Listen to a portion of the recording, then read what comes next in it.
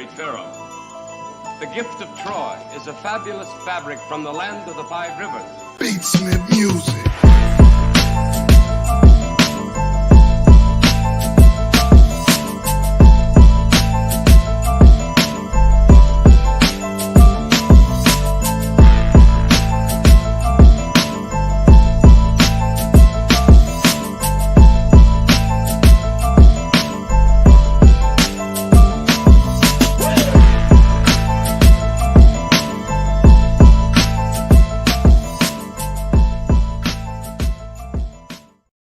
Welcome to the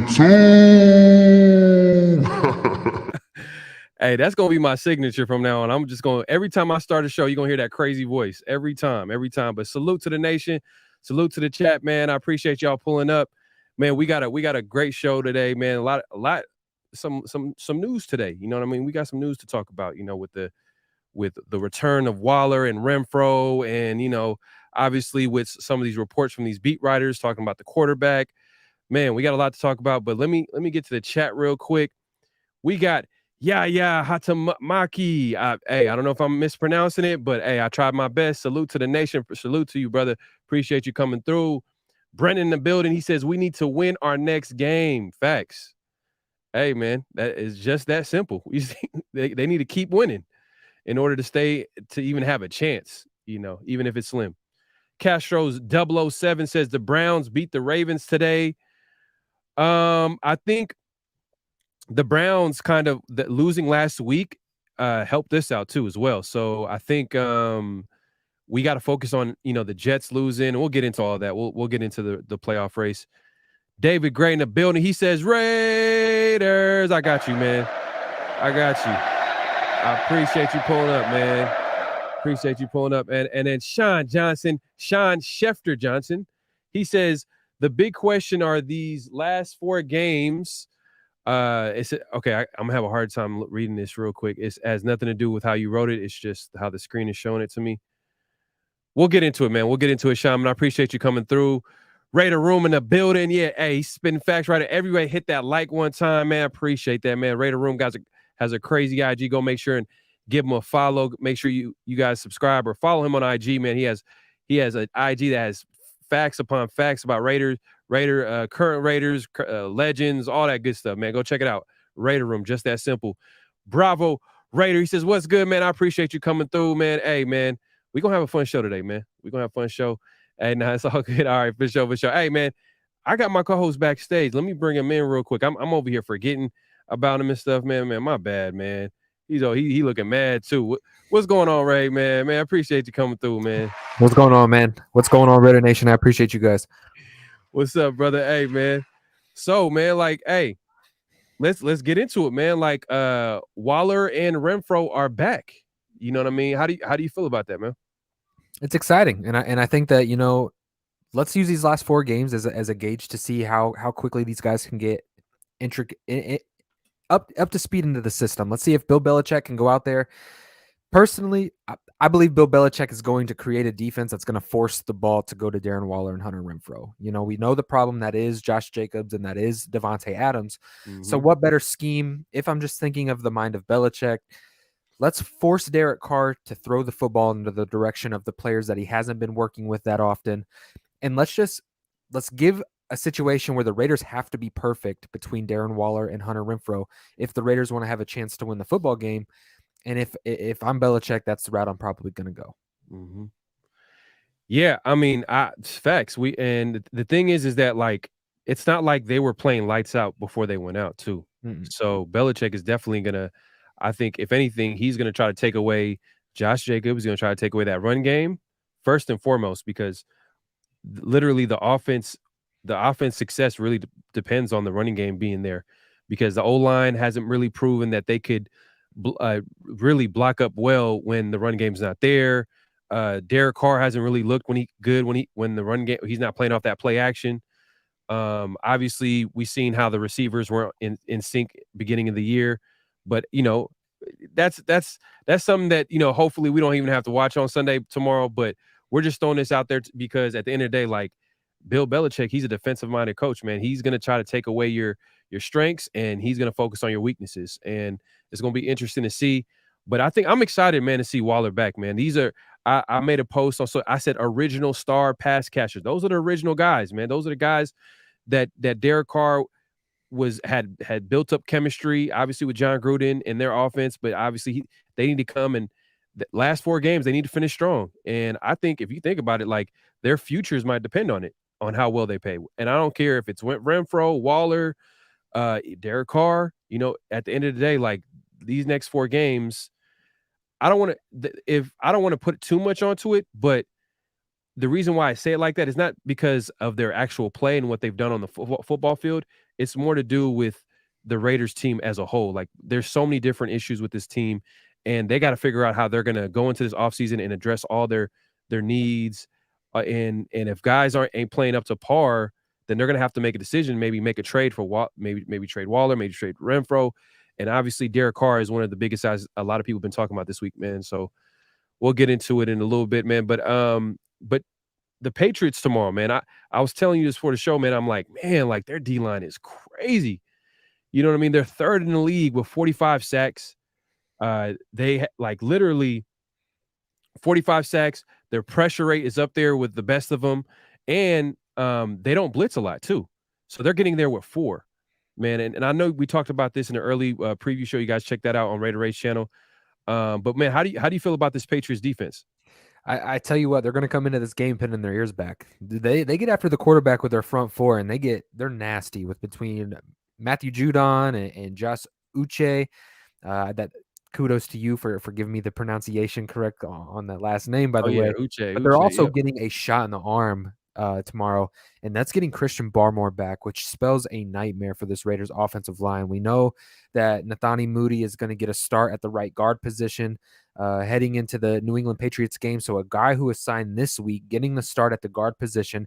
And we'll also see how that kind of goes because Jordan Meredith was also signed to the active roster from the practice squad, a guy I was really high on in the preseason. So I'm excited that he's actually getting an opportunity.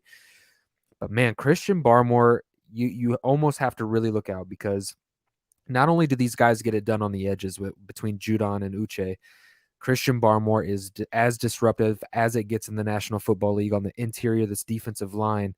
And honestly, historically, Derek Carr struggled going against Bill Belichick, and getting a premier pass rusher like a Christian Barmore back, that could spell nightmares for this Raiders offensive line. Man, yeah, and they pulled pretty much what the Raiders pulled today, where they activated him on Saturday, very last minute. That was like a coaching move right there. And literally, Barmore is just going to add to that D line, man. He's a beast in that middle, and I think a lot of the struggles with the O-line and pass protection, at least it has been in the interior. So now it's going to be tough. But hopefully McDaniels has a great game plan, and the Raiders are ready to play tomorrow because they're going to play against one of the probably the best D line that they've played in a while. I can't really think of who's a better D line than them right now.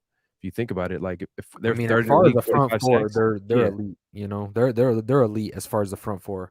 Josh is playing at another level. Matthew Judon is 14.5 sacks this year. I mean, he's among the top of the list when it comes to sack production, but it's not only that, but it's Bill Belichick's ability to get these guys in a position to succeed in the different formations and how guys with no name can come into the game and fit this scheme like a glove. And I think that's the image and the direction after this offseason that the Raiders are actually going to want to go to.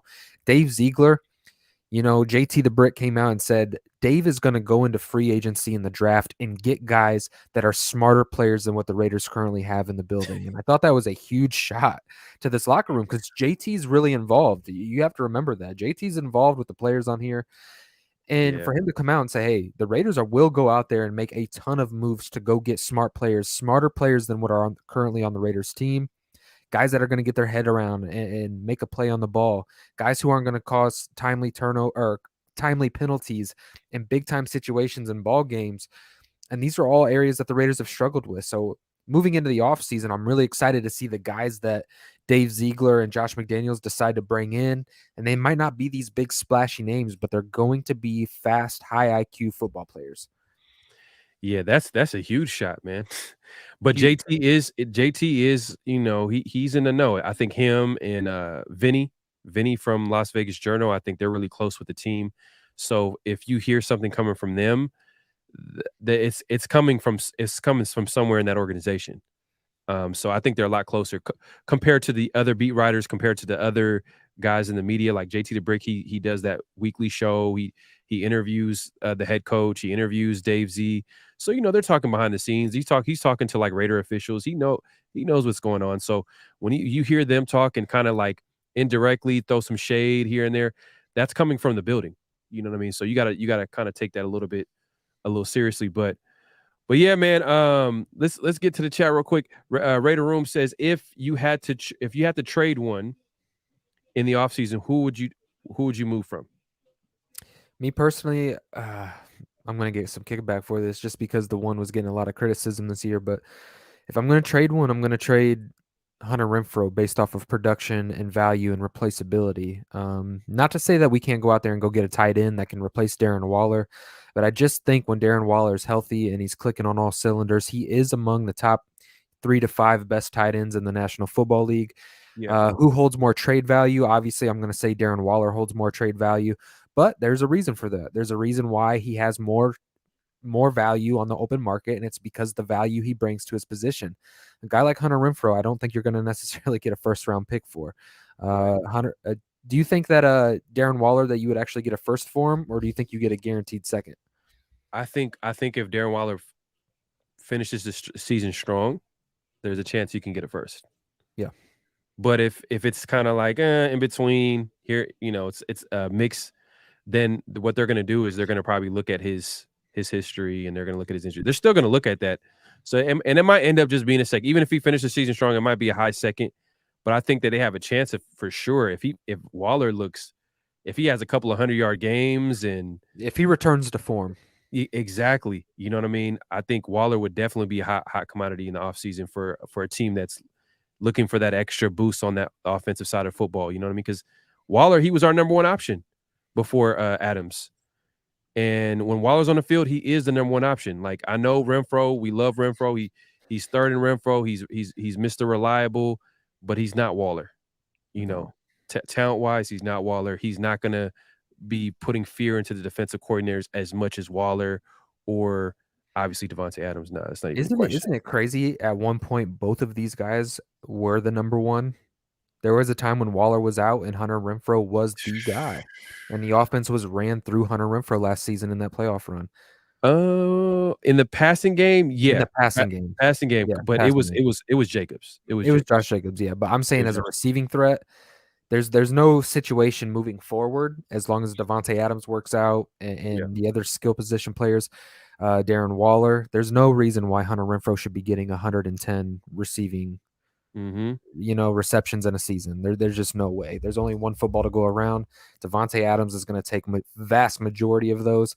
So what I'm talking about value, it's just how many reps if Darren Waller emerges as a true essential number one receiving option in this offense. How many reps, how many balls is actually Hunter Renfrow going to be receiving, especially when you have to hand the ball off to Josh Jacobs 20 plus times a game to get him going? You're going to give Devontae Adams at least 10 reps a game. You're going to have to disperse the ball to a guy like Darren Waller. So for $15 million, how many reps, how many targets per game is Hunter Renfrow going to get? And is it worth that type of contract? Yeah. Man, it's tough, man.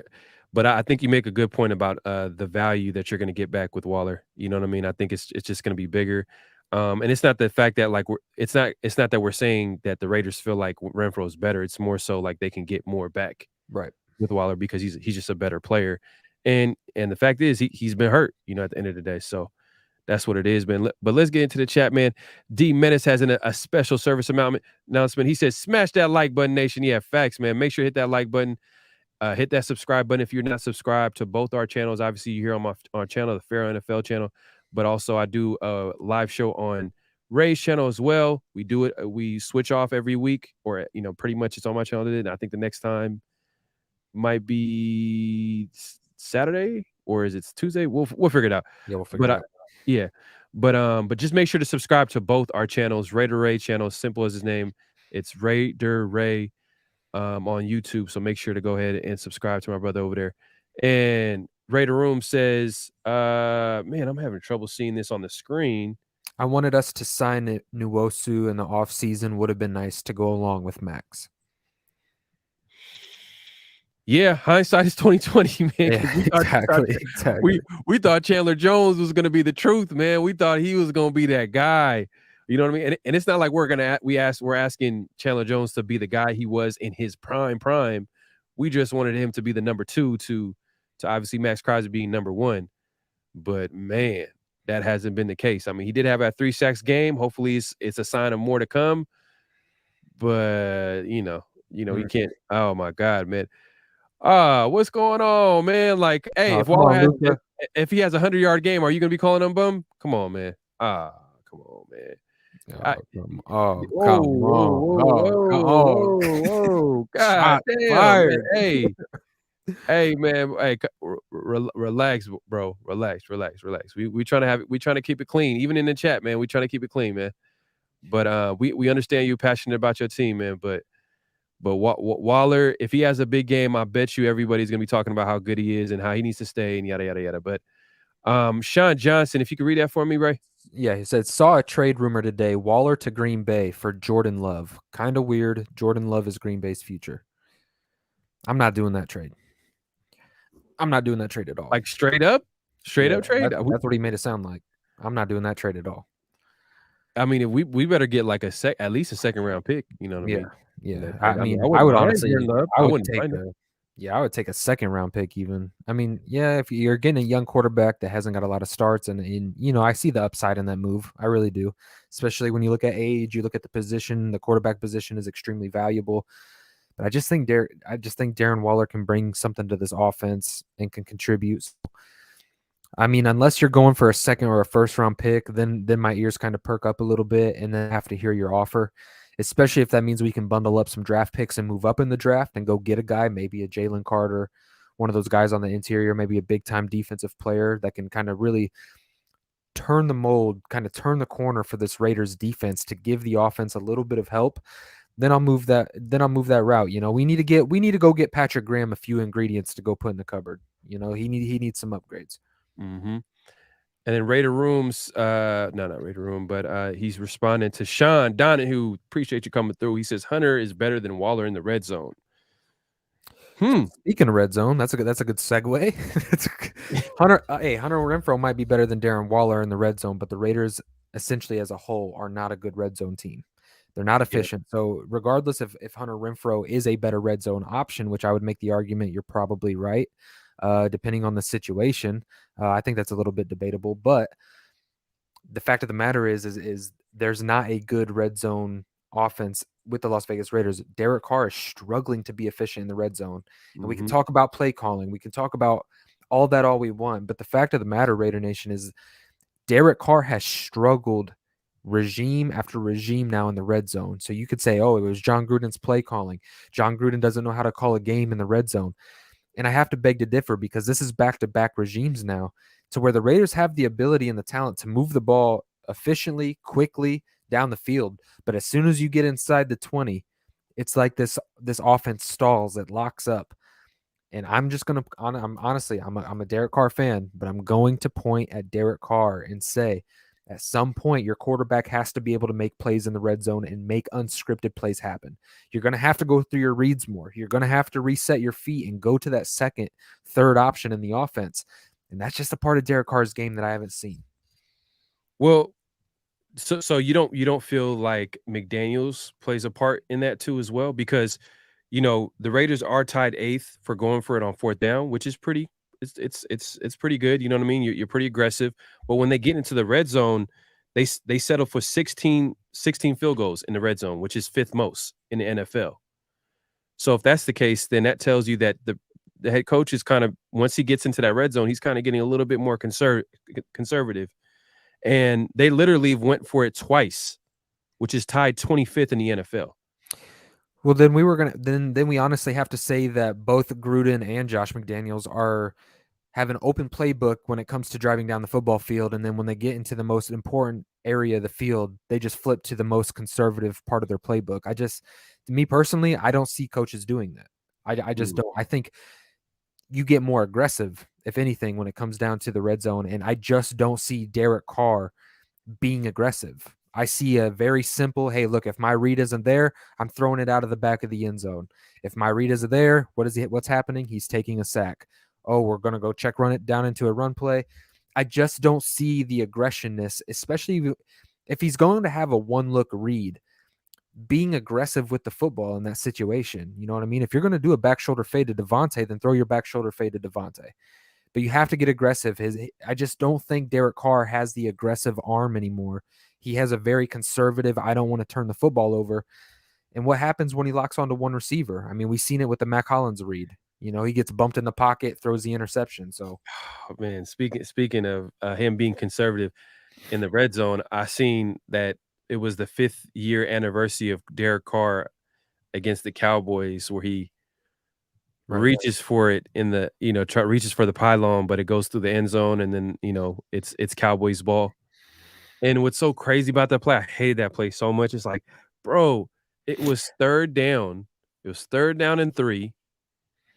And they literally had the ball. It was less than 30 seconds to go. And all Carr had to do, which he did, he got the 1st down. Get out of bounds. Just get out of bounds. That's it. But instead, he was trying, at the end of the day, he was trying to win the game. But damn, man, that was just such an ugly play, bro. Such an ugly play. I just can't see that I mean, there for a while we were like, yeah, John Gruden's play calling when it gets to the red zone is just horrible. And that's not to say that John Gruden was perfect by any means. He wasn't. And Josh McDaniels is far from perfect as well as a play caller. But to say that both of these guys just completely take the foot off the gas when it comes to the red zone, like we kind of alluded to it in the Rams game. He was 2 for 11 in the second half of the Rams game. That tells me that there were 11 opportunities. You made a comment that Derek Carr is a rhythm quarterback.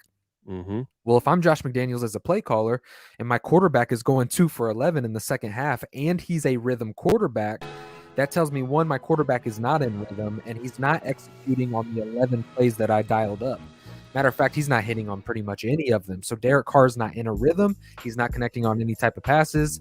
And then we wonder why this offense stalls. Me personally, that was a game last week that Derek Carr should have taken over. You don't lose to a Baker Mayfield on 48 hours. I don't care if he was in a system like that formerly and he picked up the playbook really quickly. To have a Baker Mayfield outperform a Derek Carr on a primetime game, that's uncalled for. It's uncalled for, and that's the only issues I have with DC is, one, the consistency and the red zone issues. One week you're getting an above average quarterback. You're getting a guy who's extremely accurate, really good at getting the ball into his playmakers. And then the other weeks you're getting a very subpar, below average, throwing no touchdowns, very inaccurate, maybe going out there throwing 2 picks like he did against the Rams. That's the part in his game that, have we seen the best of Derek Carr, and has he kind of plateaued a little bit?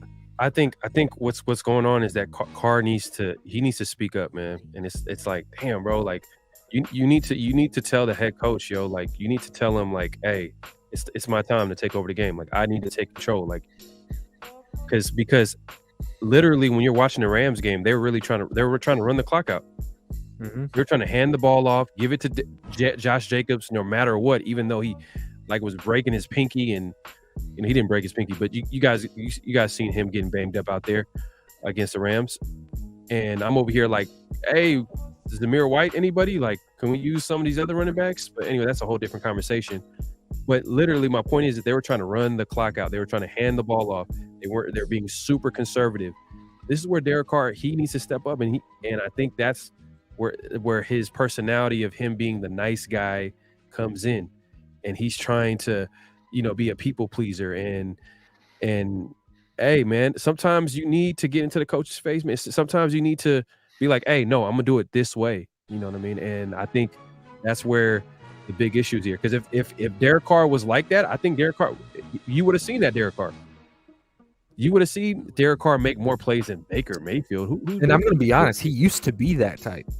He used to get passionate and fire his guys up and rally the guys. And I'm not going to say that he doesn't do that, but it's not as consistent. And there's more than just being rah-rah, right? So, but at the same time, I think if Derek Carr wants these rumors silenced, if Derek Carr wants to be out of the trade talks, those games, like the Baker Mayfield games, those are games that he has to solidify. He's got to go out there and show I'm in a tier above the Baker Mayfields of the world. Okay, I am a franchise quarterback. I am the face of the Raiders. I am the guy moving forward with Josh McDaniels, and you've got to make it work. So to me, Derek Carr is going to be a topic of conversation until he's not, and until he proves it. And up until this point, we're going into year 10, and up until this point, he just hasn't proved that yet. So, and I hate to say that, because I am a Derek Carr fan, but at some point, there's a time that you have to start getting critical of his game. And me, as a content creator, me as a guy who follows the Raiders, I'm going to observe Derek Carr's game, and I'm going to point out the areas where I think he's holding back this team. And I think it's the inconsistent play, and I think it's his lack of ability to be effective in the red zone. Yeah, I mean, it's easy to talk about it now when obviously he's struggling in that area of the football field. But I think partly that has to do with him not speaking up, and Omar over here saying that's never going to happen. DC ain't built that way. If we need a player to take over and call off plays, then we have a bigger problem with our head coach. You know what? Yeah. I mean, I'm still kind of like iffy about McDaniels. You know what I mean? I still need to see more from McDaniels. But that being said, I think that's just the case with any situation with any quarterback. I mean, there's going to be a situation where the quarterback needs to be like, all right, it's my time. Put the ball in my hands. I'm trying to take over. Like that's just my opinion. My problem with this team is going into this offseason, because I'm not, like you just said, I'm not completely sold on Josh McDaniels either. And I don't think majority of the nation is. I think we're along for this ride because the owner has came out and said that, hey, this is going to be the guy for the foreseeable future. So, I mean, we're kind of locked into a seat, right? So, but you point at the head coach, and there's question marks among the head coach. And is he the guy? Is he the guy for the foreseeable future? And then you look at a guy like Derek Carr, and it's like, man, am I getting a guy that's peaked and he's at his ceiling and there's no room for progression? I mean, obviously he can get more comfortable in the scheme and system as years go on, but can you get over the hump of those inconsistent games where you'll put back-to-back good games together and then you just hit this wall and fall off, or you go for a whole month where you struggle to get past 2 touchdowns a game? It's just these areas in his game that I just haven't seen him elevate his play. That's where the biggest question marks are for me this offseason, is like, what direction do we go? Because if you're talking about the head coach or the quarterback position and those things aren't sustainable, then you're talking about a much bigger picture and a much bigger long-term projection until the Raiders actually get good, regardless of what you throw at this team. And what currently right now, the Raiders are slated to pick 8th in the draft. As of right now, they're slated to pick 8th in the draft. Obviously, that can change if they win more games, if they lose more games, whatever the case may be. But they're a top 10 picking team, which is crazy, man. That was not what we were thinking of going into the season. But that being said, let me get into Raider Takeover. Says Thursday night games are the worst. Hey, facts, 100%. And you could tell, you know what I mean? You could tell as a fan just watching the game, you could tell like the game plans are watered down, like teams are they're beat up because they're still not recovered from like playing on Sunday. So I think that's just a big money grab move by the NFL. They just don't care. They're just trying to make some money however way they can. But me personally, I'd rather just have it once a week. I'm old school. Like, just once a week, whether it's Sunday or Monday. That's it. Simple as that. And Saturday if you're into college football. Marty Martin says 4 games of crap with Waller, Renfrow, and DA. Then I'm ready for change. Tom? So he's saying if Waller, Renfrow, and Devontae Adams play like crap these last 4 games, he's ready for a change. And he's saying Tom as in Tom Brady. I've some people might feel differently, but I'm not really ready for Tom Brady to come to the silver and black.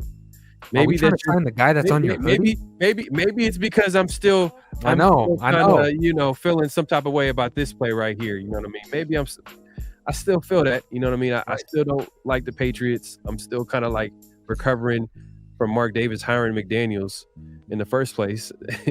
But that being said, like the number one reason is because I think Tom Brady's up there in age. And when Father Time calls, it comes like, and I think that, in my opinion, I think if Tom Brady comes to the Raiders, there's a really good chance that we might see the other side. You know what I mean? We're going to see a side of Tom Brady that we're not going to like. No. You know, if this is Tom Brady in his prime or near the end of his prime, oh yeah, let's do it. Come on, let's sign him to a 2-3 year deal. Like, let's do it. But he's 45 years old, 46.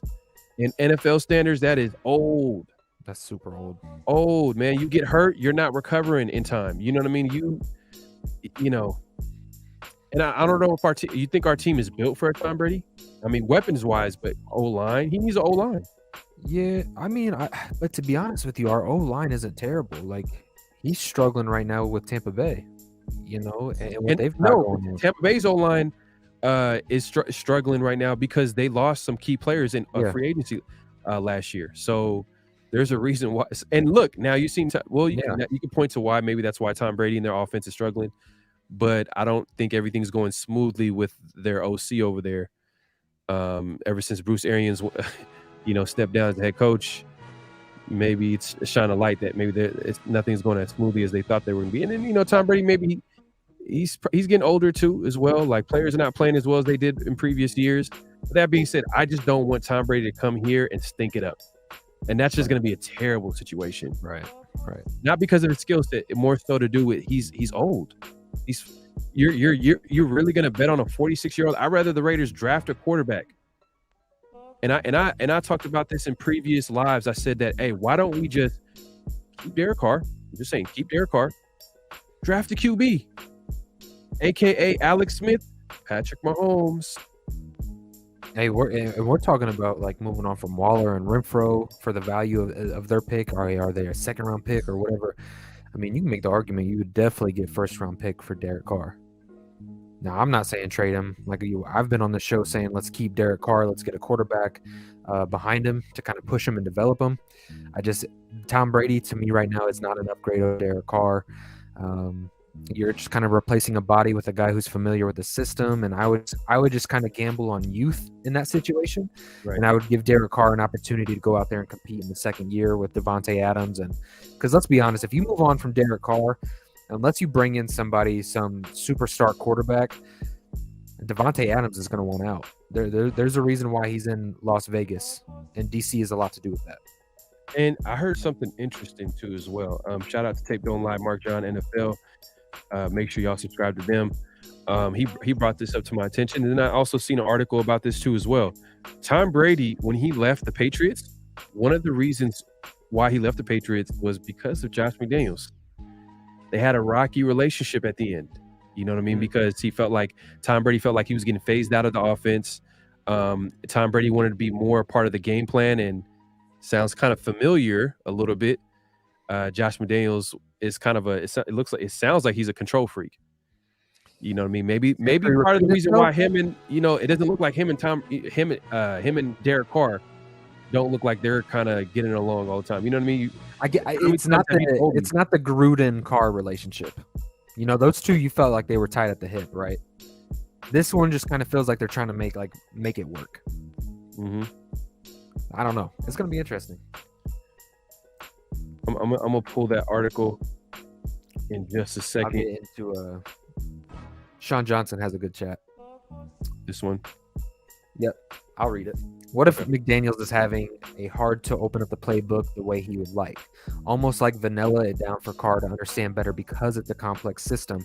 And I'm not just going to use the term complex system. I'm going to say, what if this is just an area in Derek Carr's game that he struggles with? And the playbook has to get dwindled down because Derek Carr can't execute the playbook. He can't execute those complex schemes that you're talking about. And it's not that it's just so complex to pick up and comprehend. It's, can Derek Carr execute those things in the red zone in big time moments? That'd be something that I would just, you'd almost have to be a fly on the wall in those conversations between Josh McDaniels and Coach Lombardi. And I don't know. It's a good point, Sean. It really is, because you'd have to say that both head coaches back to back. And when you start seeing trends of back to back regimes having to kind of dwindle down in the red zone, I'm going to point more towards the quarterback than I am the play caller. Okay, can you see it? Yep, I see it. All right, so this is the article on RaidersBeat.com. Shout out to them, man. They have some good stuff, Raider stuff. They pretty much post everything all Raider related on that website, including this right here. The first I heard of it, shout out to Mark John NFL from Tape Don't Lie, but then here this article goes, it talks about it as well. It says, by now most Raider fans have read. See if y'all follow it. Can y'all see it? Mm-hmm. This is by now most Raider fans have read the Las Vegas Journal report that Derek Carr is facing an uphill climb to be back on the Raiders next year. And after reading a report from Vinny, some have wondered if Tom Brady would make the most sense to be the Raiders' next quarterback. Blah, blah, blah, blah. So it goes on to say, I'm like, obviously a lot of the national media is betting on Tom Brady becoming a Raider, yada, yada, yada. But this is where it gets interesting. It says, it's easy to connect the dots between Brady and McDaniels, but based on a 2020 report in the Boston Globe, the relationship between McDaniels and Brady might not have been as flowery as it seemed.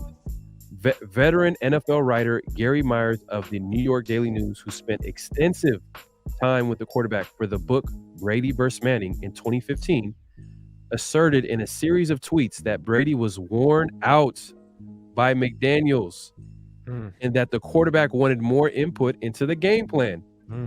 The first tweet read, hard to present an order of why Tom Brady didn't want to return to the Patriots, but one thing has been very much overlooked. According to an excellent source, his deteriorating relationship with OC Josh McDaniels. Tom was worn out by Josh after all these years, and that surprised me. Myers followed up with the second tweet. They made it seem they were brothers fighting after sideline blow-ups. Worse than that, Brady also wanted more input into the game plan. Also, he knew it was his final season in New England and said when he didn't trust receivers, didn't throw to him. Bad look. Pats looked reliable. Okay. So that's interesting. One of the greatest quarterbacks of all time, if not the greatest, had an issue with McDaniels in the end. Think he comes back to that? I mean, if it's true, first, I think it's so easy. I think it's kind of lazy reporting to say like, oh, I'm going to put my money that Tom Brady's going to be the next quarterback for the Las Vegas Raiders because his connection with Josh McDaniels. It's such an easy take. It's so easy to connect the dots between former player and former head coaches, especially when they spent that extensive amount of time together. Look, I don't know.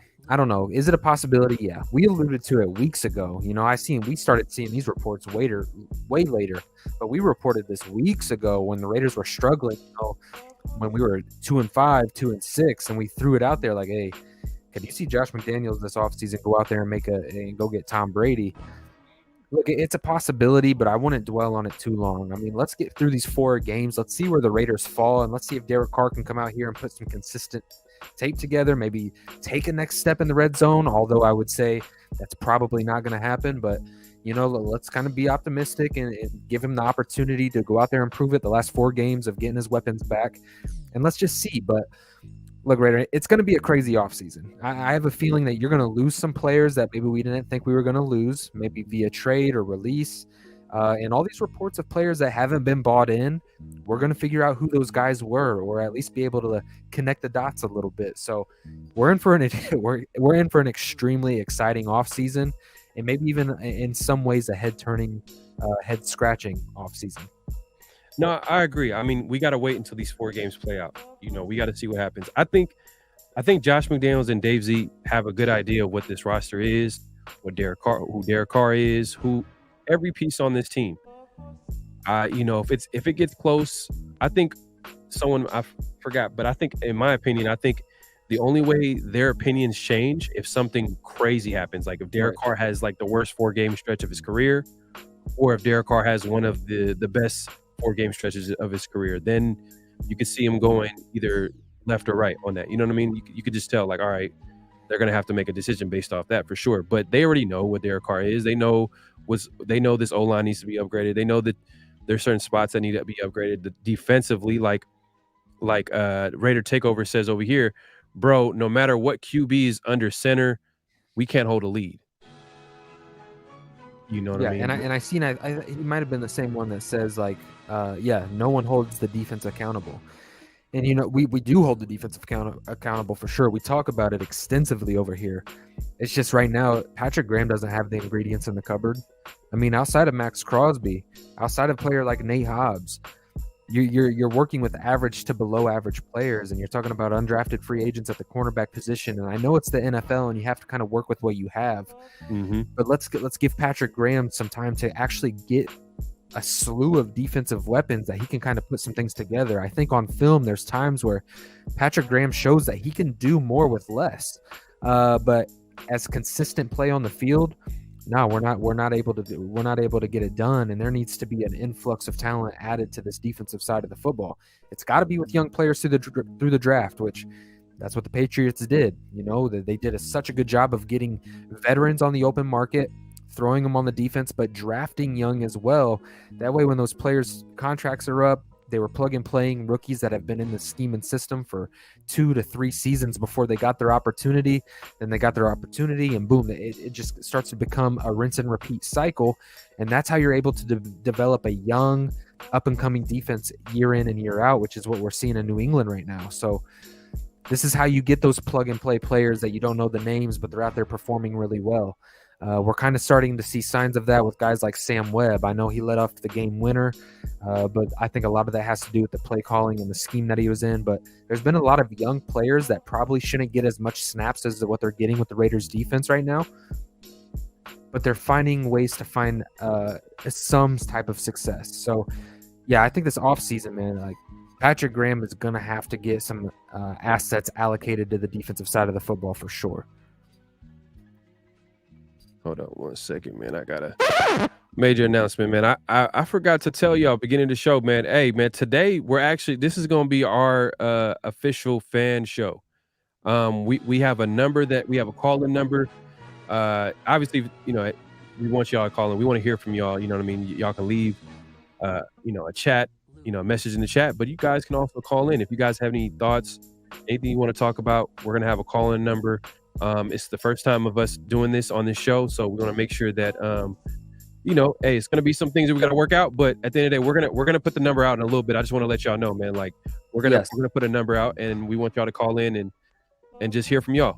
And one more thing, you guys know how we operate over here. Let's just set the standard clean and just be upfront and honest. When you guys call in, please let's keep it clean. Let's keep it professional. You know what I mean? And let's not get too crazy. YouTube has some crazy guidelines, so let's just keep it about Raiders football, and let's keep it at that.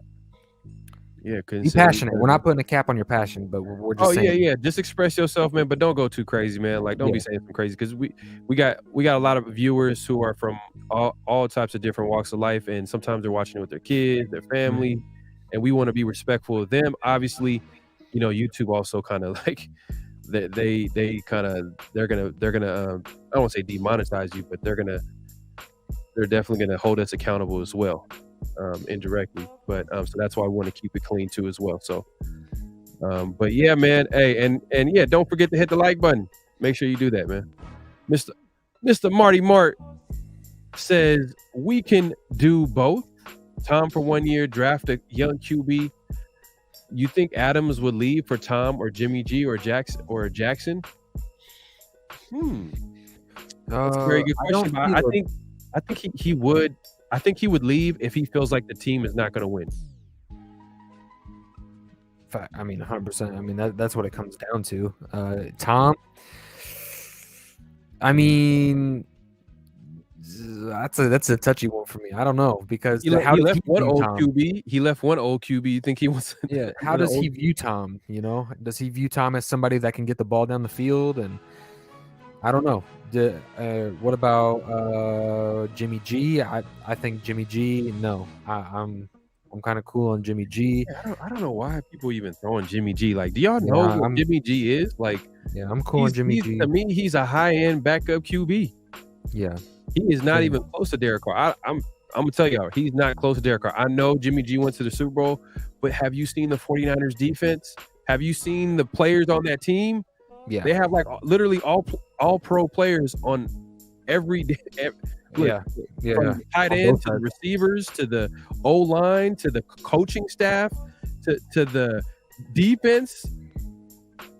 They literally are missing a QB, and it looks like that they got a young QB playing well, but he has everything working in his favor. Mm-hmm. So I just think that like people need to calm down by saying Jimmy G. Jimmy G. I know they're trying to connect the dots. I think that's the main reason why they're saying that, because Jimmy G obviously came from the Patriots and he was coached up by McDaniels. I get it. But come on, man. I would be, oh man, if Jimmy G was the Raiders quarterback, oh my God, that'd be depressing. I'd be, whoever the backup QB is, I'm gonna be rooting for him. I'm gonna tell you right now. And Lamar Jackson, I love the style of play. I think it's the more modern NFL approach. You know, guys who can really create plays with their legs, stretch the ball down the football field. It's just, I think Lamar Jackson's play the second half of the season specifically has definitely dipped. And now he's struggling with injuries. So, and am I going to allocate when 60% of the cap space is allocated to the offense? Am I going to sign Lamar Jackson to the biggest deal in sports at the quarterback position to a long-term extension? Nah, I'm not going that route. My guy Sean Schefter Johnson says Patrick Graham looked pretty good today over Gus Bradley after giving a 33-point lead. So y'all, I was surprised that people were posting or tweeting about a game, and I didn't even actually watch the game, but I heard that, you know, the Colts end up losing against the Vikings. That's who they played. I don't know if they played it, and they lost a 33-point lead. Woo! Yeah, game ended up going into overtime, and then the Vikings kicked the game winner field goal with like 20 seconds left. Kirk Cousins special. What was Kirk? You like that? You like that? You like that? I'm gonna put that as a soundbite. I keep forgetting. I'm gonna put that in there, man. That'll be perfect. But yeah, man, that's crazy. 33-point lead. Whew. So see, and that's the thing too with Gus Bradley. What is because he doesn't really change up his defense. It was the biggest comeback in NFL history. Hey, at least the Raiders don't have that record against him. You know, yeah, I'm glad he doesn't change up his defense.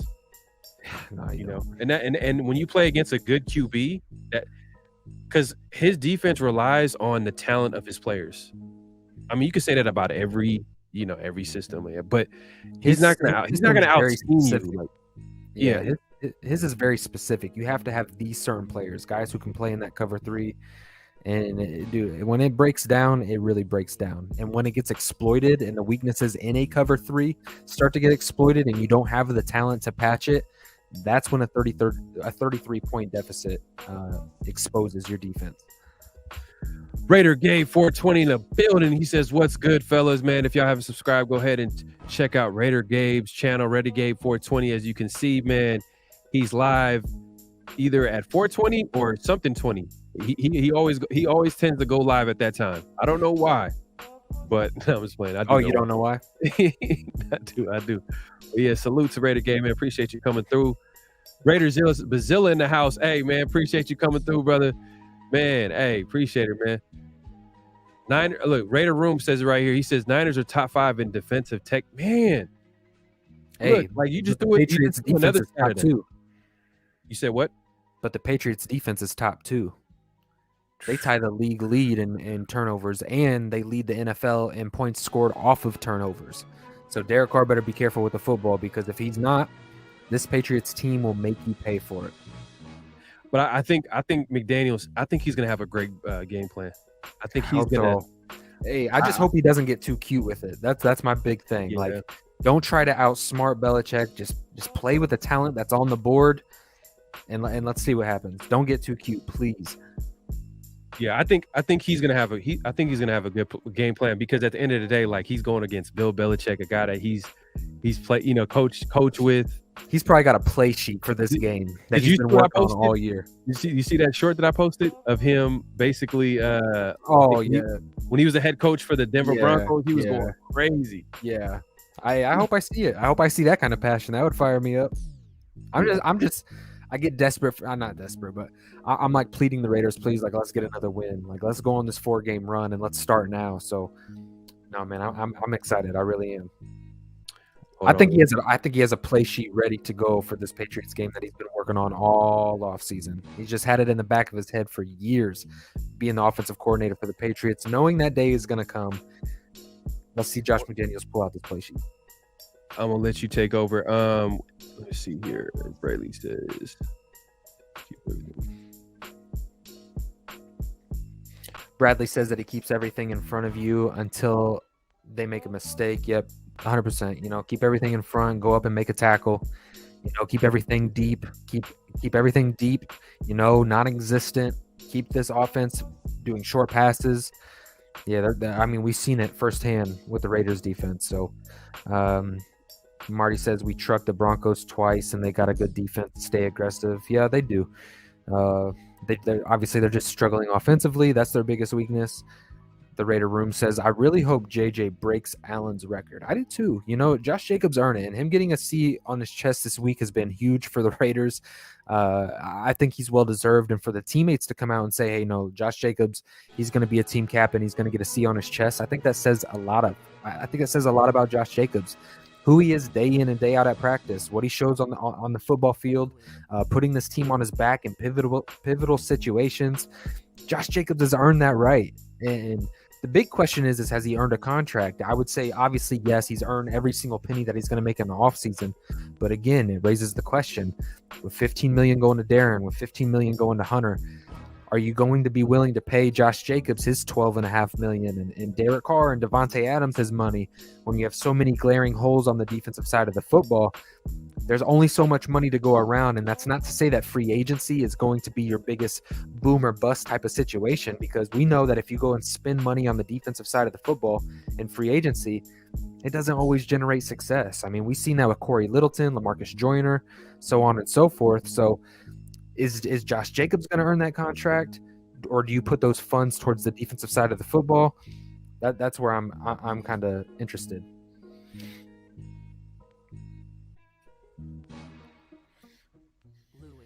Truck the Broncos. Yep, I covered this one. Check your audio, Pharoah. I don't know if you're on. I can't hear you. Nope, can't hear you. Yep. But no, chat. We're going to get ready to also open up the phone lines here in a minute.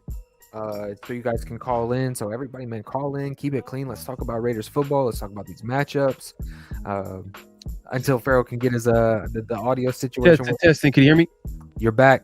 Cool. All right, let me put the number up here. We're gonna let y'all call in, man. Don't be shy, man. Don't be shy. Here's the call number. Hey, who's gonna be the first official caller? 628-333-9343, man. A very simple number. 628-333-9343. That's the calling number.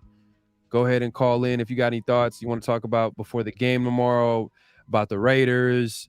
Man, we see you on the chat, man, always coming through, supporting, liking the video, commenting, man. We appreciate the support. So we want to hear from y'all. This is our version of a fan show. So we want to hear from y'all. So make sure to call this number right here, and you'll be on live. And, we need to get Sean Johnson to come in. If he's not going to pull up on video and on camera, come on, y'all. Got to call in for the show. Come on, y'all. Y'all can call in, man. Don't be scared, y'all. I love it. Hey, but before we do that, if you were to tell me the one biggest glaring need, say the offense has started today, say me and you are Dave Ziegler and Josh McDaniels, and it's day one of the offseason, and we're looking at free agency, we're looking at the draft, and we're looking at this roster. What is the biggest need for the Raiders team? You said what's the biggest need for this? What is the biggest need? If we were going to go make a move, what is the first move that we do? You don't have to tell me a specific player, but give me a position and give me a reason why you think it's that position.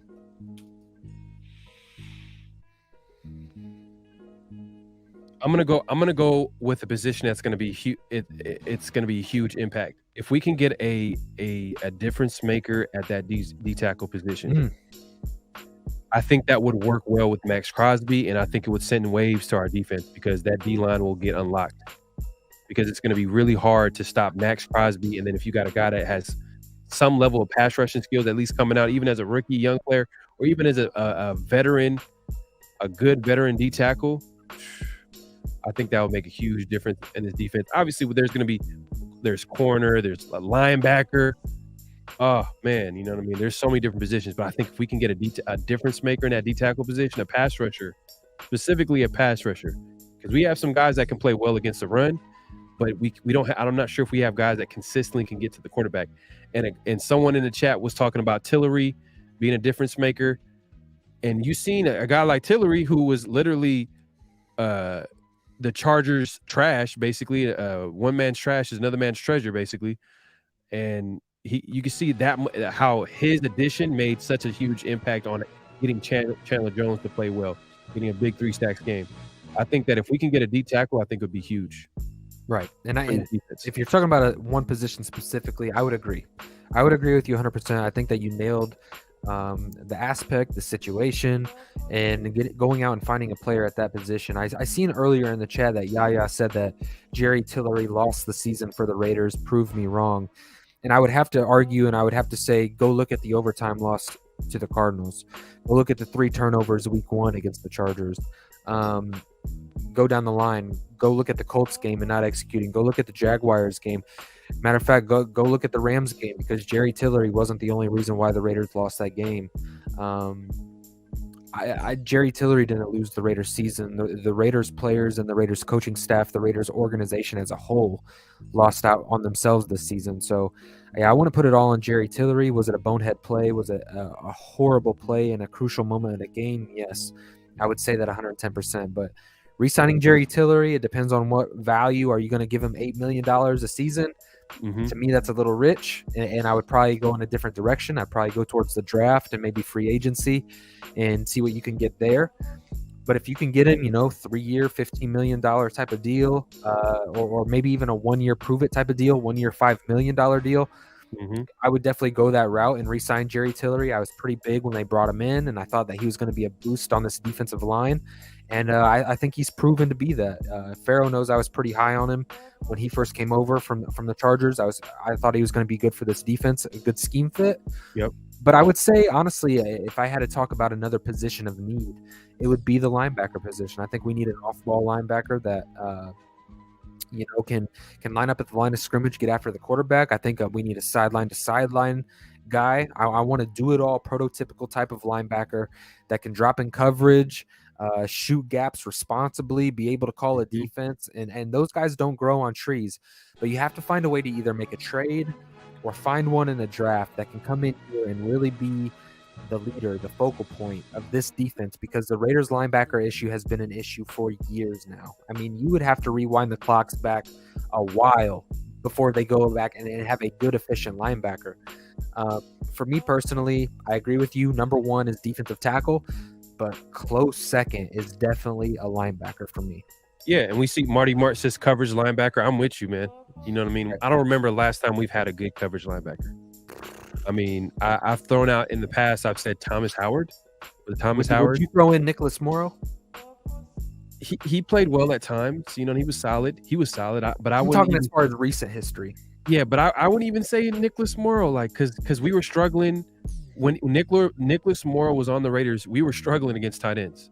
Let's not forget about that. We were struggling. I think he's solid, but maybe he's gotten better as he's gone on to play with the Bears.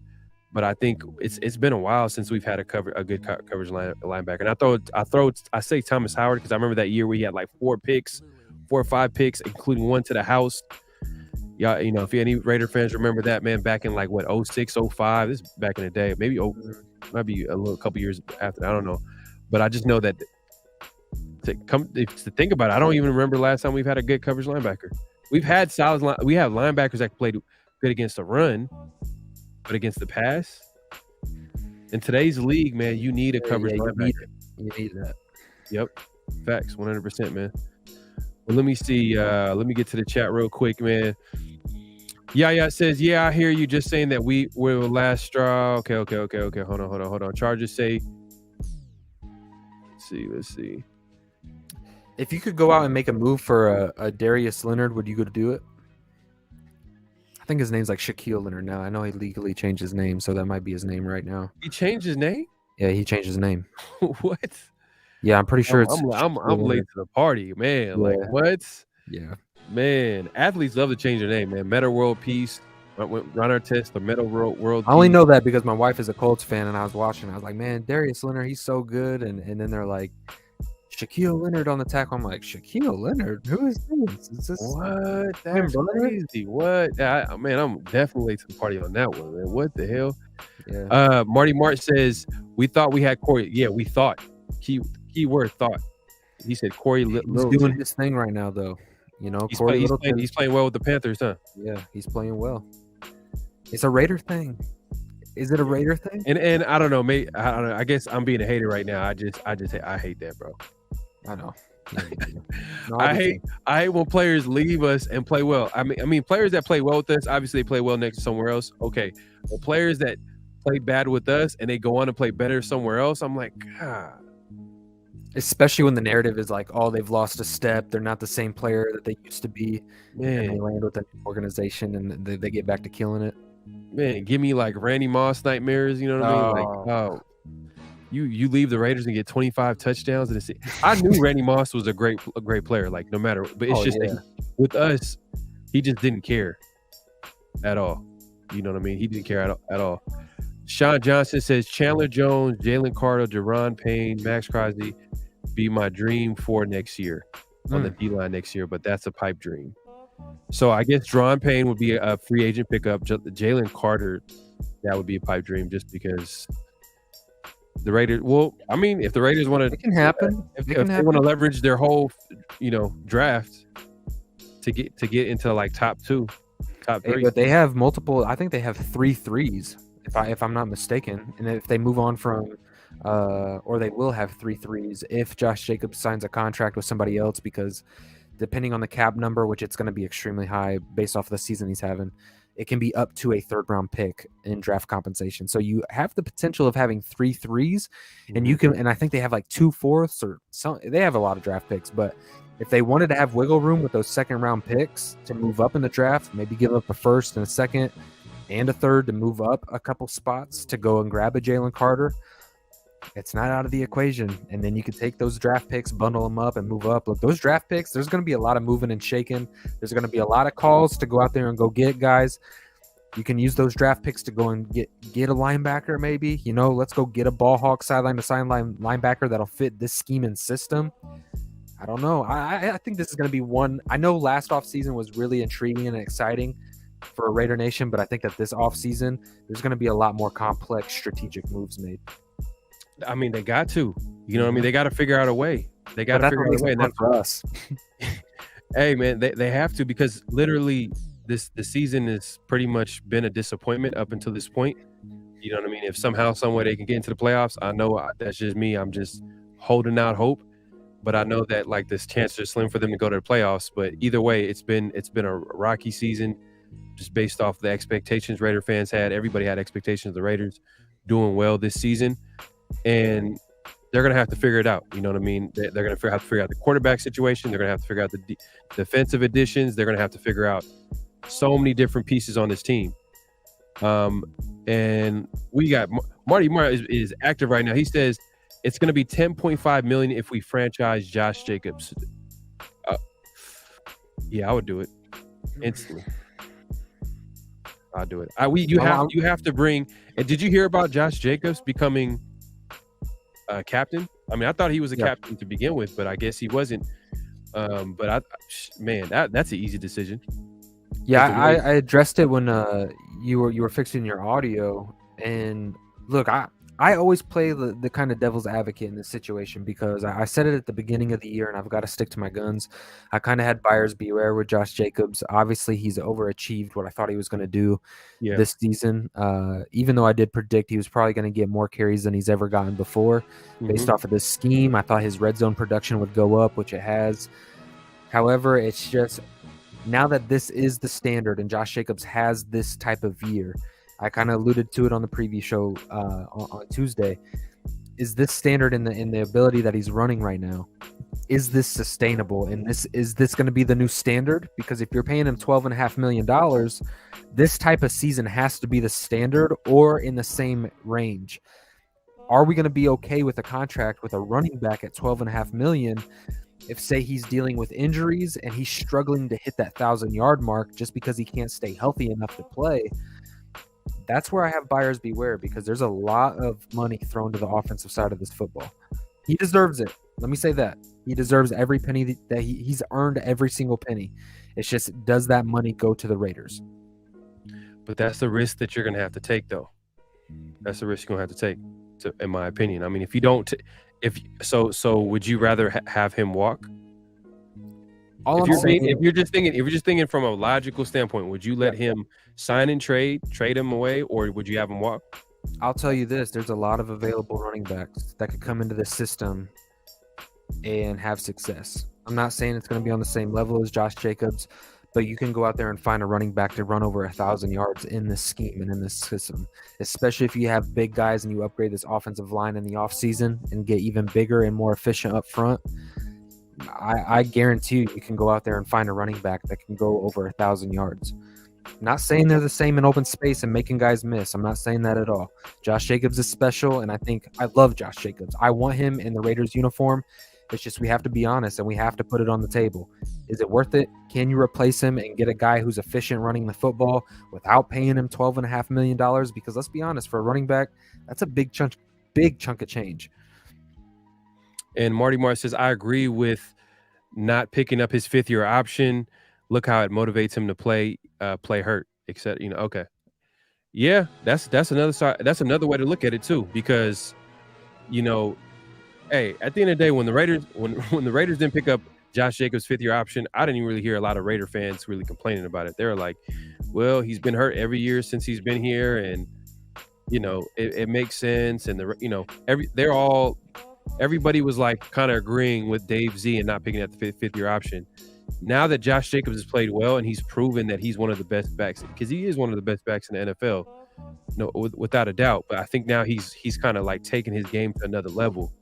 But your point is that can he keep going with that level? Can this be the new standard for Josh? Is it a one-hit wonder with him? Yeah, that's what I worry. That's what I worry about. Before getting paid, because we've seen that a lot. We've seen it a lot. So, and also, I don't know, this is kind of not off topic. It's kind of on the same course of running back. I just get this feeling like Damian Harris isn't going to be resigning with the Patriots. I could honestly see them signing him to a contract. They went out and got a Brandon Bolden. He's a power gap runner. I could see them in the offseason going out and grabbing a Damian Harris. Yeah. At one point, he had that 998-yard season and he's 13 touchdowns or something like that under Josh McDaniels. So I don't know. We'll see. Or we see a little bit of Zamir White these next 4 games, possibly. Maybe he breaks the 10. Pharoah, I just don't think Zamir is that guy. At least right now. Yeah, I don't think he's that guy. I'm more like, hey, I just want to see what he's about. Like, I want to see, if Josh Jacobs is getting banged up, if you're gonna give Josh Jacobs 50 carries a game until the wheels break off, okay, that's whatever. But I'm just saying, if you want to make a run, if you want to if you want to build a two-headed monster, hey, I think it makes sense to maybe see what you have in Zamir White, because right now I don't know. You don't really know. You can't really say for sure what Zamir White is. No, you can't. And my worry is that you're going to sign these offensive players, these skill position players like Jacobs and Waller and Renfrow, and then you're going to get these injuries pile up, and then all this cash is getting backed up. You know what I mean? You signed him to a $12.5 million deal. You got 15 wrapped up in Waller, 15 wrapped up in Hunter. There's 30. You throw in another 12. There's $42 million wrapped up in 3 offensive playmakers. So, I mean, it's really, like I said, man, he's deserved it. He's earned every penny. I just don't know if it's the smart route to go for the Raiders. My guy, Raiders Down Under, is in the building. Appreciate you coming through. He said, if we're talking free agency, my number 1 target would be Devin Bush, inside linebacker that played for. See, the thing about I like Devin Bush. I think with him, it's been injuries has been his downfall with the Steelers. I think, but that's, hey, I mean, if it's a contract where it's high risk, I mean, high reward, low risk type of contract, I wouldn't be mad at it. But I wouldn't break the bank on him, because the dude is like an injury machine. I know you talk about Perriman all the time. You say that Perriman gets hurt a lot, but this guy gets more hurt than Perriman too. Yeah, I mean, honestly, at the linebacker position, if you can't go draft a guy who is has that potential superstar factor, I think this is the year the Raiders go out and make a big trade. I really do. I think you go out there and, I mean, what did the Bears give up a guy like Roquan for? Was it a second? Was that what it was? Yeah, it was like a second or third, something like that. I think it was a second. And now, Yeah. if now, I honestly believe like you could go out there and get a Leonard or a player like that and give up one of those seconds or give up two of those thirds and go and get a game-changing linebacker. I just think that that's kind of the move for the Raiders to make, and then maybe draft, trade up, and go get a defensive tackle. If you can nail those two positions, go get a borderline superstar linebacker that fits the Patrick Graham defense, and go get an interior push like a guy like a Jalen Carter or one of these guys that you can go make a trade for. That's going to be the best road of success for the Raiders. So the Bears got a second and a 5th round pick. See, that I would 100% be willing to give that up. Where did Roquan go? He went to the Ravens. Oof. He went to the Ravens, and they're for sure going to sign him. They're going to sign him to a deal. If you give up a 2nd round pick, you're basically saying I'm going to give you a big contract. Yeah, I thought they did extend him. They already give him extension. Yeah. Let me just make sure. I wanted to also take a look at If the extension. Oh, 3 days. Look, this is an article from 3 days from now, or 3 days ago. What are the chances of Roquan Smith extension? So that hasn't happened yet. Okay. Hasn't happened yet. So, but you would have to think if you give up a 2nd round pick, you're not letting him out the building. No. That doesn't make any Unless sense. it was just a complete bad business. disaster. You said what? Unless it was just a complete disaster. Which I haven't heard anything. I haven't heard anything about his production, but I mean, you've got Deion Jones, Levante David, Devin Bush, Anthony Walker, Tremaine Edmonds, Corey Littleton. There's some linebackers on the open market. I just think you go out there and make a trade for one. Same with the defensive tackle position. I'm sure that somebody's going to be on the trade block. Hey, look. My thing is, if the Raiders, and I hope they win tomorrow, by the way, but I'm gonna throw that out there. But because I'm gonna say a comment right now. But if the Raiders lose tomorrow, I'm with you, the Raiders down under. As for running back, Zamir, don't forget Britton Brown on practice squad. Also, Sincere McCormick on IR. I think he could be. Look, I want to see all these guys. Like once the Raiders lose and they're like they're literally eliminated from playoff contention, I want to see all these young players. I want them to see what NFL speed looks like and prepare for next year. Hey, this defensive tackle class, free agents, you got Javon Hargrave. He's got 8 sacks this year with 12 quarterback Share it real hits. quick. I'm gonna put it on the screen. Let's look at it. I got you. Here we go. Present. Share screen. And then we'll do. Boom. Raiders down there says I would move on from Waller for the right price. We talked about this and draft Cade Stover, Ohio State, and re-sign Moreau for 3 to 4 years, 3 or 4 year deal. Hey, it better be $1 million a year for Moreau. It better not. Do you see the screen? Oh yeah. Yeah, I'm not interested in signing Morrow, if I'm being honest with you. Yeah, Moreau is just, he's a solid player, but it's okay. So we've got that. So boom, Fletcher Cox is up here at the top of the list. He's 32 years old though. What kind of deal is that going to be? $14 million a year probably. 6 sacks. I'm kind of steering away from Fletcher Cox. I'm looking at Javon Hargrave here though. He's 29 years old. He's coming off of an 8 sack, 12 quarterback hit. Dalvin Tomlinson, also a New York Giants defensive tackle, familiar with the system. He has 2 sacks, 6 quarterback hits. I don't know. We need a pass rusher. Okay. But Jerron Payne down here, he's got 9 sacks, 16 quarterback hits. Make it bigger. Make it bigger. Okay. And we're going to go to the market value too on this. So I think you could million. I think you could zoom in by are you on I don't know if you're on a laptop or anything like that. I think you could zoom in.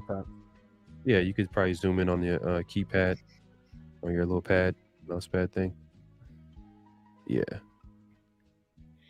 So they're able to see the list. But yeah, you got to think that the Raiders are going to be on that D tackle mark. So the way it works is that Dave Z is probably going to make like a plan. He's going to make a plan of how he's going to attack free agency in the draft, and how he attacks free agency is going to affect how he's going to draft, and how where the draft's talent lies is going to affect how he attacks free agency. So it goes hand in hand. Okay, so up here the market value is about 5 years, $71 million. For an average of $14 million a year. Now, here's a question, Raider Nation. At $14.2 million a year, 5 year, $71 million deal, are you willing to pay a guy like Daron Payne over Josh Jacobs? If it was on the table and you had an opportunity to re-sign Josh Jacobs or go out there and get Daron Payne at defensive tackle, what route are you going? I would want both. It's going to be my answer. I want both because it's like, I think Josh Jacobs, man, I think he's a better player than Daron Payne, to be honest with you. But Daron Payne plays that like he plays because it's a position of need. You're thinking about the need. Exactly. That's the only biggest problem. Okay, what about Javon Hargrave? Let's see what his market value is going to be. Whew. 3 year, $60 million deal, $20 million annually. I need his agent. In my area of expertise. Marty Martin says Payne. Yeah. Hey, I'm right there. I did this. The defensive tackle position needs help. It really does. It needs help, and I think it needs more help than what the running back position needs. I know Josh Jacobs is going to leave. If Jacobs leaves the Raiders, man, that's going to be a sad. It is, but day. It's gonna be a rude awakening for this Raiders offense too.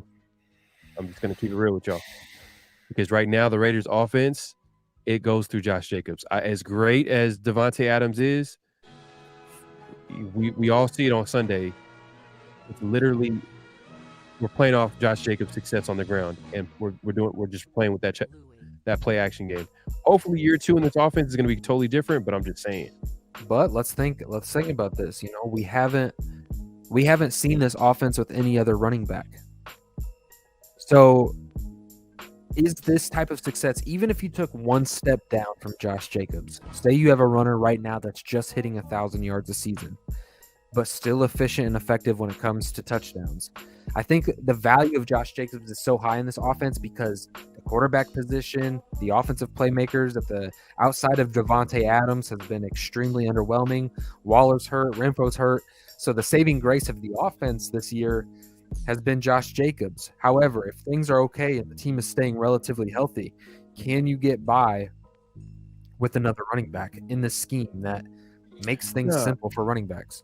But I get you, but it just depends on how you feel about where do you view Josh Jacobs at his position? Like, where do you view him? How do you view him? Do you feel like he's a good player, or is he a great player? Okay, would you rather have a good player, or would you rather have a great player? Okay, are you giving me only the small window? Because your main thing that you're saying that Josh Jacobs is great this year, but you don't think he's going to be great next year or the year after or the year after. And I'm not. And by great, I'm saying having consistent seasons, what he's having right now. That's very hard to do at his position. Very hard to do.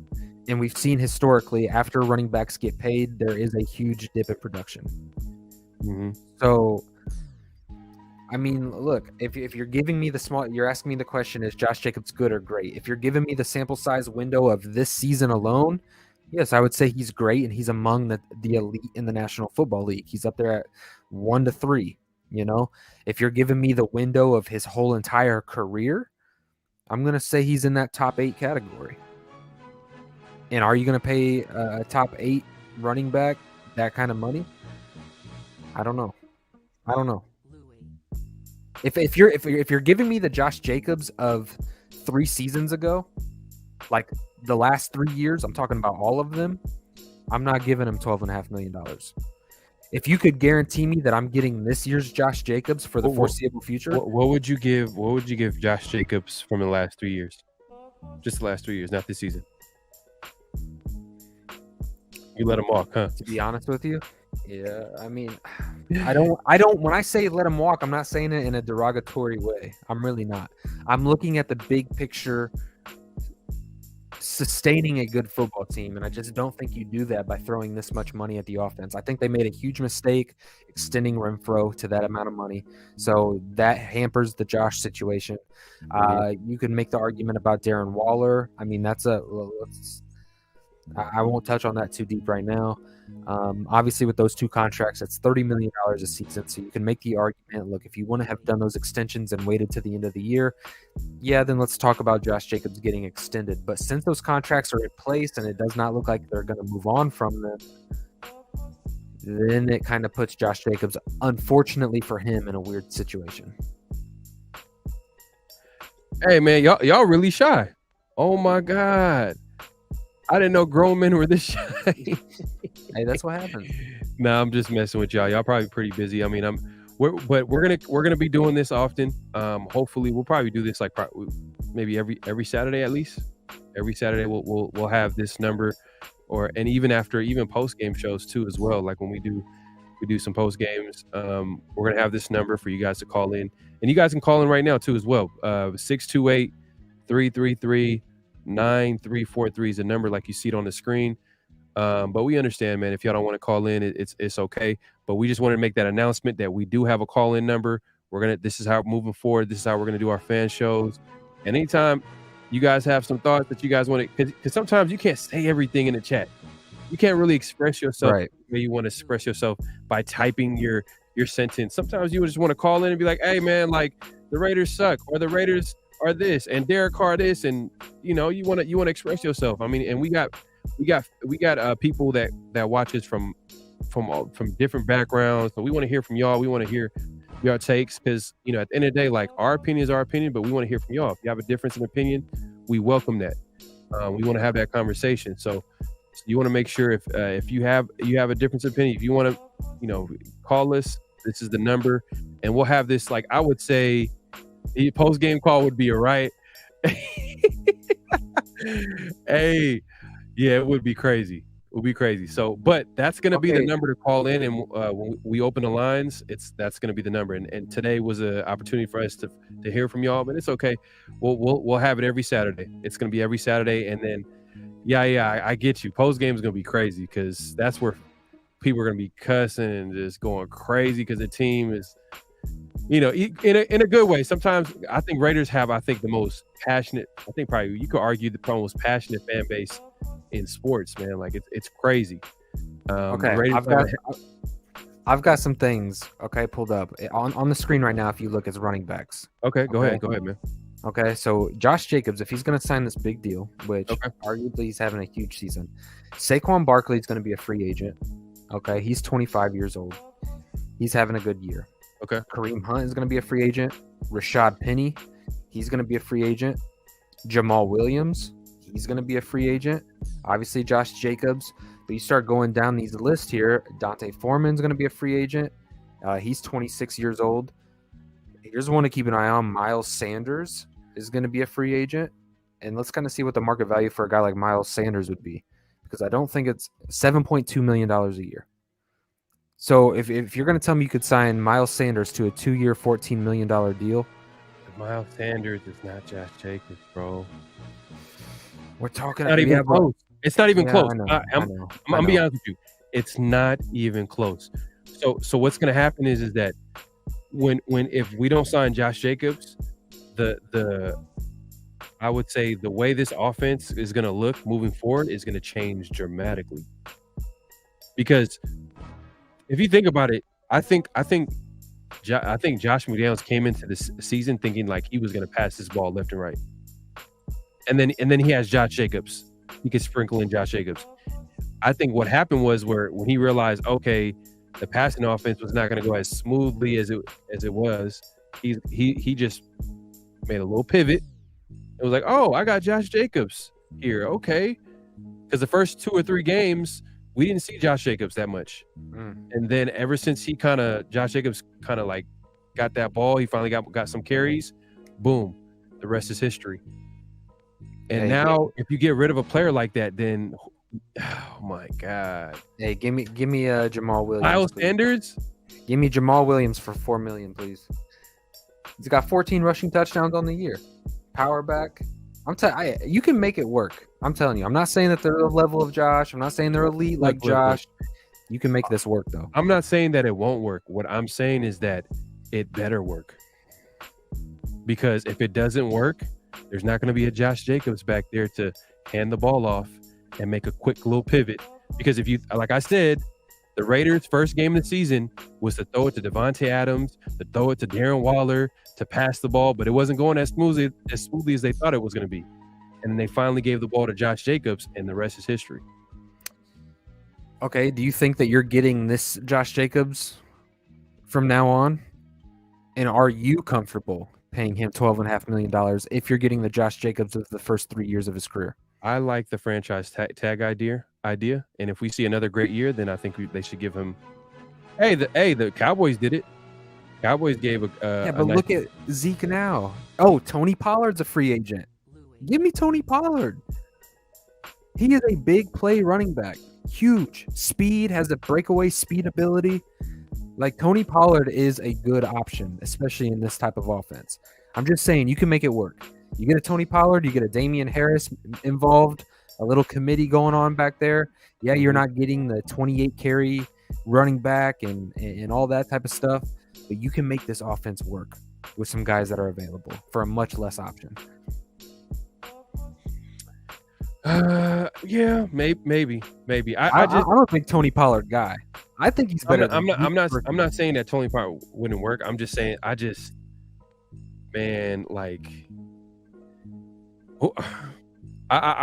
of like Pollard too. I like Pollard too. The Miles Sanders one kind of threw me off. I was like, when you said Miles Sanders and Jamal Williams, I was just like, ugh. Like, come on, bro. Tony Pollard's all the way down. Let's see what his market value is right now. He's 25, so he's a year older than Josh. 8.2. Ooh, I don't know. 3 years, 24 million for Pollard. That's kind of close. It is pretty close. That's why I thought about Pollard a little bit longer, because we kind of knew that, production wise, Pollard's nice. Yeah, you know what this list says? Tywan Jones is still in the league. Tywan Jones plays for Buffalo. He's still 34. He's 34 years old. Yeah, but he was an athletic freak, though, man. Dude was like, his special teams ability was special. And he ran like a 4.2 coming out. You know what I mean? He was super fast. So imagine him now. Like, he's carved out a niche. He carved out a role. But yeah, man. Hey, it's been a great show, man. Yeah, it's a smooth show, man. Our Saturday show is real laid back. We just want to have a conversation, talk to y'all, man, and literally, hear from Raider Nation. I think we wanted to make that announcement that we had a call-in number, and we'll hear from y'all soon. I know it. I mean, it didn't happen today because y'all was shy today, but hold on, let me turn this off real quick. But yeah, man, any last thoughts before tomorrow's game? Nah, hey, let's just go out here. Let's get a big win. Let's see Josh McDaniels prove why it was his opportunity to go get a head coaching job.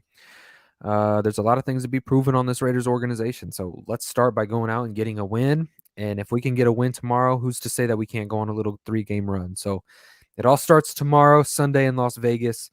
Raider Nation, tune in. That's all I've got for closing segments. All right, cool, man. And that's it for me, man. I hope the Raiders win tomorrow. I always say this before every Raider game, and I hope they kill the Patriots, man. I hope they destroy them. Yep. But it's most likely it's going to be a good game. I think it's going to be a tough game. I think hopefully McDaniels has a great game plan going against his, a guy that he's coached under for years. He wants this game more than anybody. I posted a short this week of him being so excited when he beat him when he was a coach for the Denver Broncos. I think he still feels the same way. You know what I mean? So I think this is a big game. I think part of the reason why the Raiders lost against the Rams was because Josh Jacobs and the Raiders looked past the Rams. They thought it was going to be an easy win, and they were game planning for the Patriots. And that's part of the reason why they lost against the Rams. But that being said, hopefully they'll have the team will be prepared to beat the Patriots tomorrow. But we'll see, man. But that's it, man. Appreciate everybody coming through. Salute to the nation. Salute to the chat, man. Till next time. Peace. Great Pharaoh, the gift of Troy is a fabulous fabric from the land of the 5 rivers.